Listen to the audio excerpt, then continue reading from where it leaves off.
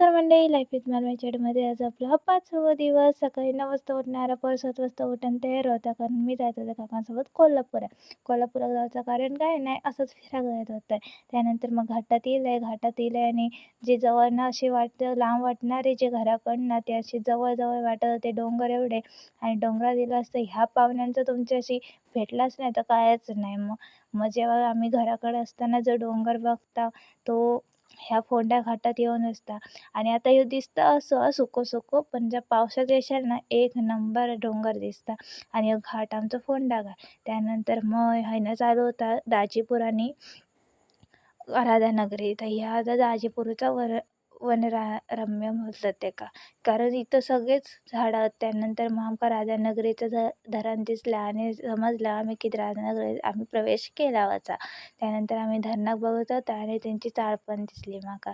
त्यानंतर आम्ही गेलेलो स्लाईड बघू, आमच्या घराचे बघू लावूचे होते. एक नंबर असे स्लाईड्स होते, नादखोळा. त्यानंतर आम्ही आदमापुरात गेलेलो आहे स्लाईड्स बघू, मस्तच होते बघून. पण प्राईज एवढं होतं की कोकणात प्राईज यांचं तेवढंच. आम्ही तिकडे बघून गेलो फक्त. आणि त्यानंतर आदमापुरात इला आणि बाळूमामाचं मग दर्शन घेतलं बाळूमामाचं. आणि निघताना मग काकाने माझ्या हातात 8 किलो मिरची घेतली आणि एक पाण्याची बॉटल घेऊन माझ्या घरात पिठं घेऊन येले. त्यानंतर मग उतरला आम्ही.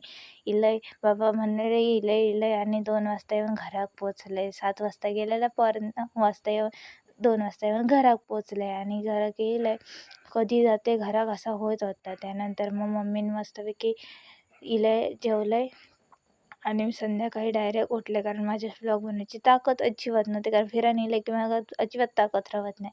त्यानंतर संध्याकाळी म्हणून वेळ साफ केला. आणि व्लॉग आवडला असेल तर लाईक कमेंट शेअर.